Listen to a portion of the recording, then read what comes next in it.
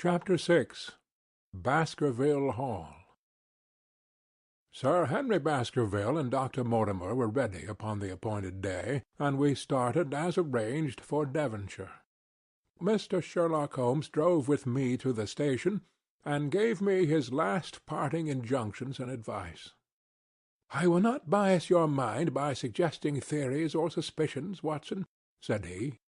"I wish you simply to report facts in the fullest possible manner to me, and you can leave me to do the theorizing." "What sort of facts?" I asked. "Anything which will seem to have a bearing, however indirect, upon the case, and especially the relations between young Baskerville and his neighbours, or any fresh particulars concerning the death of Sir Charles. I have made some inquiries myself in the last few days, but the results have, I fear, been negative. One thing only appears to be certain, and that is that Mr. James Desmond, who is the next heir, is an elderly gentleman of a very amiable disposition, so that this persecution does not arise from him. I really think that we may eliminate him entirely from our calculations. There remain the people who will actually surround Sir Henry Baskerville upon the moor. Would it not be well, in the first place, to get rid of this Barrymore couple? By no means. You could not make a greater mistake. If they are innocent, it would be a cruel injustice, and if they are guilty, we should be giving up all chance of bringing it home to them. No, no, we will preserve them upon our list of suspects. Then there is a groom at the Hall, if I remember right. There are 2 moorland farmers. There is our friend Dr. Mortimer, whom I believe to be entirely honest, and there is his wife, of whom we know nothing. There is this naturalist, Stapleton, and there is his sister, who is said to be a young lady of attractions. There is Mr. Frankland, of Laughter Hall, who is also an unknown factor, and there are 1 or 2 other neighbours. These are the folk who must be your very special study. I will do my best. You have arms, I suppose? Yes, I thought it as well to take them. Most certainly. Keep your revolver near you night and day, and never relax your precautions. Our friends had already secured a first-class carriage, and were waiting for us upon the platform. No, we have no news of any kind, said Dr. Mortimer in answer to my friend's questions. I can swear to one thing, and that is that we have not been shadowed during the last 2 days. We have never gone out without keeping a sharp watch, and no one could have escaped our notice. You have always kept together, I presume? Except yesterday afternoon. I usually give up one day to pure amusement when I come to town, so I spent it at the museum of the College of Surgeons. And I went to look at the folk in the park, said Baskerville, but we had no trouble of any kind. It was imprudent, all the same, said Holmes, shaking his head and looking very grave. I beg you, Sir Henry, that you will not go about alone. Some great misfortune will befall you if you do. Did you get your other boot? No, sir, it is gone forever. Indeed, that is very interesting. Well, good-bye, he added, as the train began to glide down the platform. Bear in mind, Sir Henry, one of the phrases in that queer old legend which Dr. Mortimer has read to us, and avoid the moor in those hours of darkness when the powers of evil are exalted. I looked back at the platform when we had left it far behind, and saw the tall, austere figure of Holmes standing motionless and gazing after us. The journey was a swift and pleasant one, and I spent it in making the more intimate acquaintance of my 2 companions, and in playing with Dr. Mortimer's spaniel. In a very few hours the brown earth had become ruddy, the brick had changed to granite, and red cows grazed in well-hedged fields, where the lush grasses and more luxuriant vegetation spoke of a richer, if a damper climate. Young Baskervilles stared eagerly out of the window, and cried aloud with delight as he recognized the familiar features of the Devon scenery. "I have been over a good part of the world since I left it, Dr. Watson," said he, "but I have never seen a place to compare with it." "I never saw a Devonshire man who did not swear by his county," I remarked. "It depends upon the breed of men quite as much as on the county," said Dr. Mortimer. "A glance at our friend here reveals the rounded head of the Celt, which carries inside it the Celtic enthusiasm and power of attachment. Poor Sir Charles's head was of a very rare type, half Gaelic, half Ivernian in its characteristics. But you were very young when you last saw Baskerville Hall, were you not? I was a boy in my teens at the time of my father's death, and had never seen the Hall, for he lived in a little college on the south coast.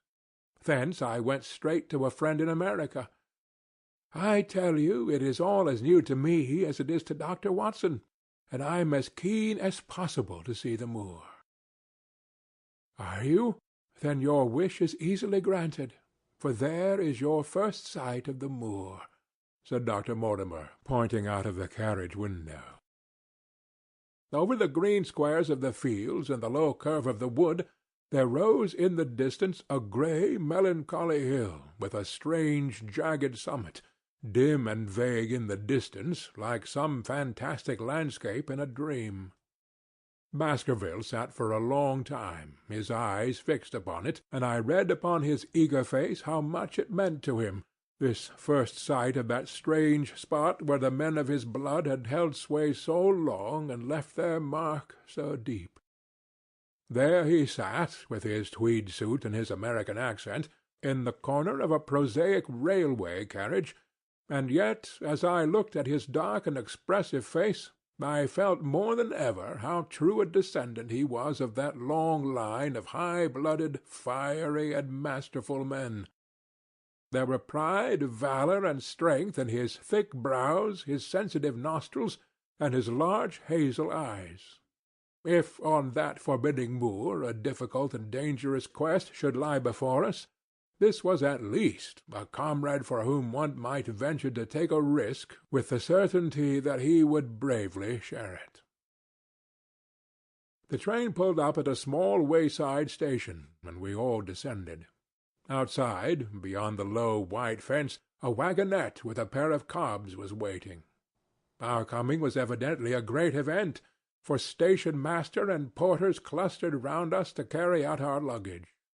It was a sweet, simple, country spot, but I was surprised to observe that by the gate there stood two soldierly men in dark uniforms, who leaned upon their short rifles and glanced keenly at us as we passed.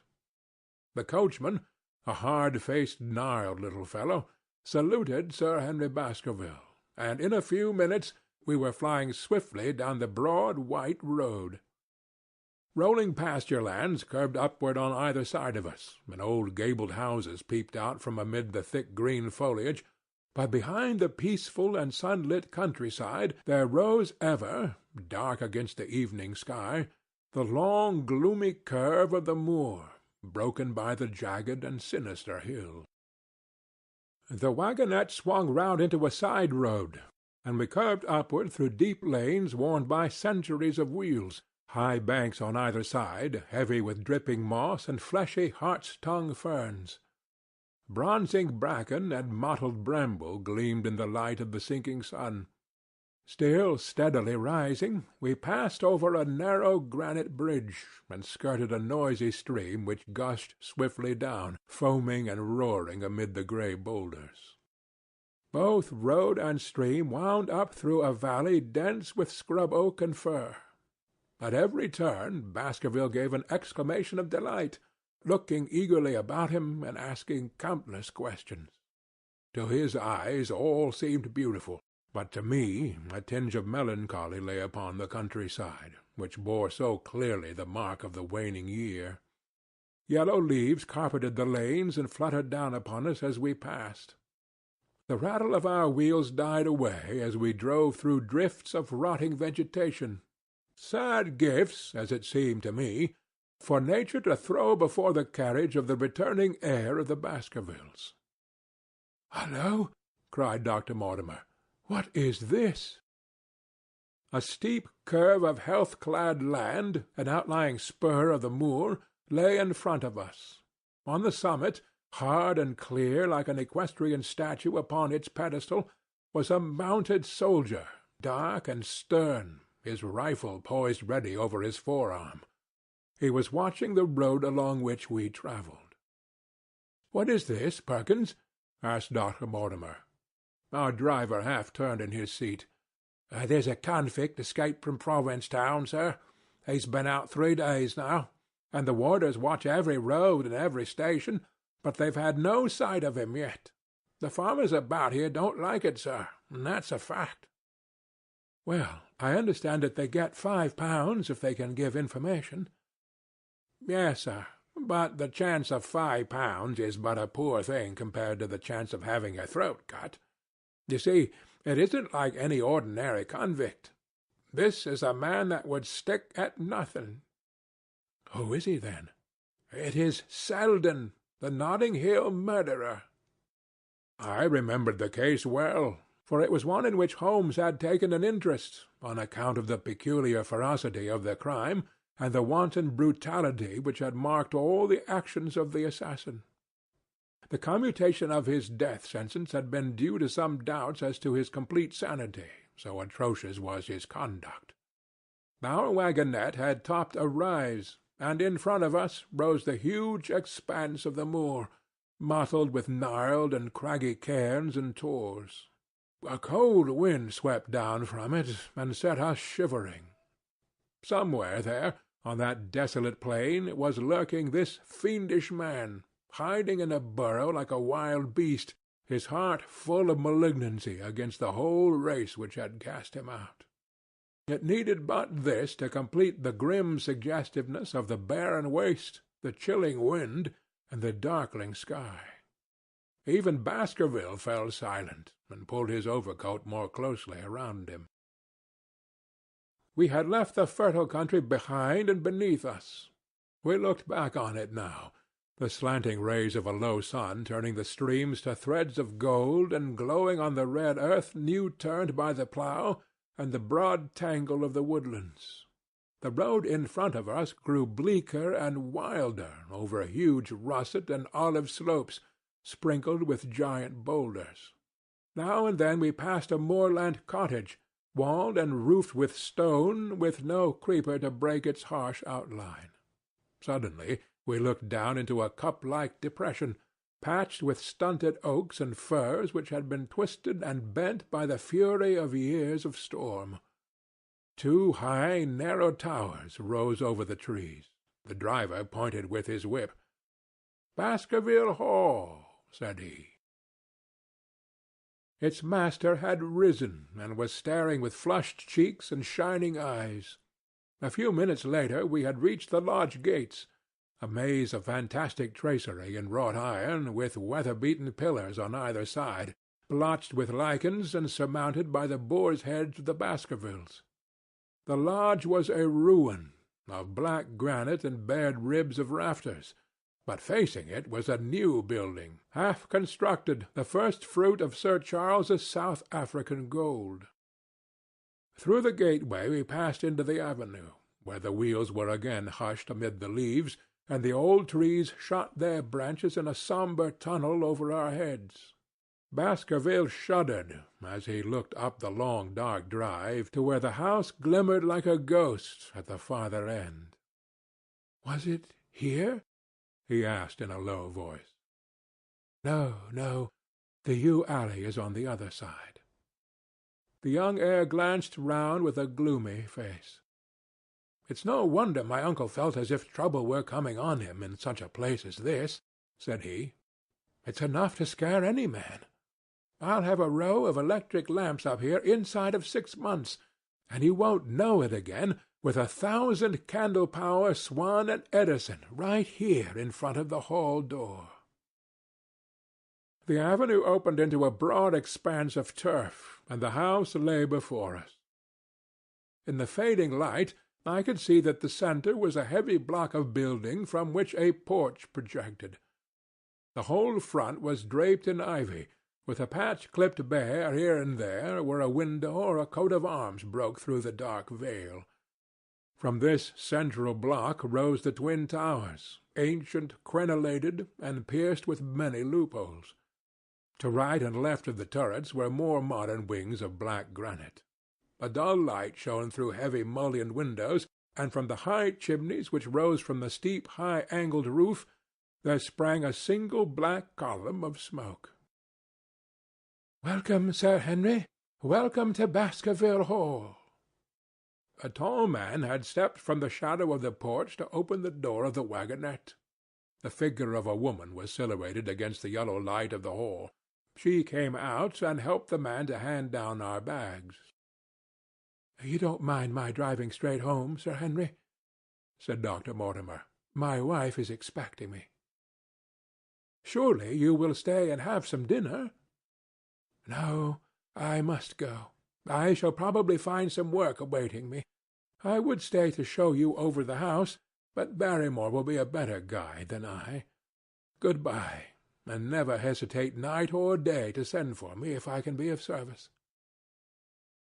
The wheels died away down the drive, while Sir Henry and I turned into the hall, and the door clanged heavily behind us. It was a fine apartment in which we found ourselves, large, lofty, and heavily raftered, with huge bulks of age-blackened oak. In the great old-fashioned fireplace, behind the high iron dogs, a log fire crackled and snapped. Sir Henry and I held out our hands to it, for we were numb from our long drive. Then we gazed round us at the high, thin window of old stained glass, the oak panelling, the stags' heads, the coats of arms upon the walls, all dim and sombre in the subdued light of the central lamp. "It's just as I imagined it," said Sir Henry. "Is it not the very picture of an old family home? To think that this should be the same hall in which for 500 years my people have lived. It strikes me solemn to think of it." I saw his dark face lit up with a boyish enthusiasm as he gazed about him. The light beat upon him where he stood, but long shadows trailed down the walls and hung like a black canopy above him. Barrymore had returned from taking our luggage to our rooms. He stood in front of us now with the subdued manner of a well-trained servant. He was a remarkable-looking man, tall, handsome, with a square black beard and pale, distinguished features. "Would you wish dinner to be served at once, sir?" "Is it ready?" "In a very few minutes, sir. You will find hot water in your rooms. My wife and I will be happy, Sir Henry, to stay with you until you have made your fresh arrangements, but you will understand that under the new conditions this house will require a considerable staff." "What new conditions?" "I only meant, sir, that Sir Charles had led a very retired life, and we were able to look after his wants. You would naturally wish to have more company, and so you will need changes in your household." "Do you mean that your wife and you wish to leave?" "Only when it is quite convenient to you, sir." "But your family have been with us for several generations, have they not? I should be sorry to begin my life here by breaking an old family connection." I seemed to discern some signs of emotion under the butler's white face. "I feel that also, sir, and so does my wife. But, to tell the truth, sir, we were both very much attached to Sir Charles, and his death gave us a shock, and made these surroundings very painful to us. I fear that we shall never again be easy in our minds at Baskerville Hall." "But what do you intend to do?" "I have no doubt, sir, that we shall succeed in establishing ourselves in some business. Sir Charles's generosity has given us the means to do so. And now, sir, perhaps I had best show you to your rooms." A square balustraded gallery ran round the top of the old hall, approached by a double stair. From this central point 2 long corridors extended the whole length of the building, from which all the bedrooms opened. My own was in the same wing as Baskervilles, and almost next door to it. These rooms appeared to be much more modern than the central part of the house, and the bright paper and numerous candles did something to remove the sombre impression which our arrival had left upon our mind. But the dining-room, which opened out of the hall, was a place of shadow and gloom. It was a long chamber, with a step separating the dais where the family sat from a lower portion reserved for their dependents. At one end a minstrel's gallery overlooked it. Black beams shot across above our heads, with a smoke-darkened ceiling beyond them. With rows of flaring torches to light it up, and the colour and rude hilarity of an old-time banquet, it might have been softened. But now, when 2 black-clothed gentlemen sat in the little circle of light thrown by a shaded lamp, one's voice became hushed, one's spirit subdued. A dim line of ancestors, in every variety of dress, from the Elizabethan knight to the buck of the Regency, stared down upon us and daunted us by their silent company. We talked little, and I for one was glad when the meal was over and we were able to retire into the modern billiard-room and smoke a cigarette. "My word, it isn't a very cheerful place," said Sir Henry. "I suppose one can tone down to it, but I feel a bit out of the picture at present. I don't wonder that my uncle got a little jumpy if he lived all alone in such a house as this. However, if it suits you, we will retire early to-night, and perhaps things may seem more cheerful in the morning." I drew aside my curtains before I went to bed and looked out from my window. It opened upon the grassy space which lay in front of the hall door. Beyond, 2 copses of trees moaned and swung in a rising wind. A half-moon broke through the rifts of racing clouds. In its cold light I saw beyond the trees a broken fringe of rocks and the long low curve of the melancholy moor. I closed the curtain, feeling that my last impression was in keeping with the rest. And yet it was not quite the last. I found myself weary and yet wakeful, tossing restlessly from side to side, seeking for the sleep which would not come. Far away a chiming clock struck out the quarters of the hours, but otherwise a deathly silence lay upon the old house. And then suddenly, in the very dead of the night, there came a sound to my ears, clear, resonant, and unmistakable. It was the sob of a woman, the muffled, strangling gasp of one who is torn by an uncontrollable sorrow. I sat up in bed and listened intently. The noise could not have been far away, and was certainly in the house. For half an hour I waited with every nerve on the alert, but there came no other sound save the chiming clock and the rustle of the ivy on the wall. Chapter 6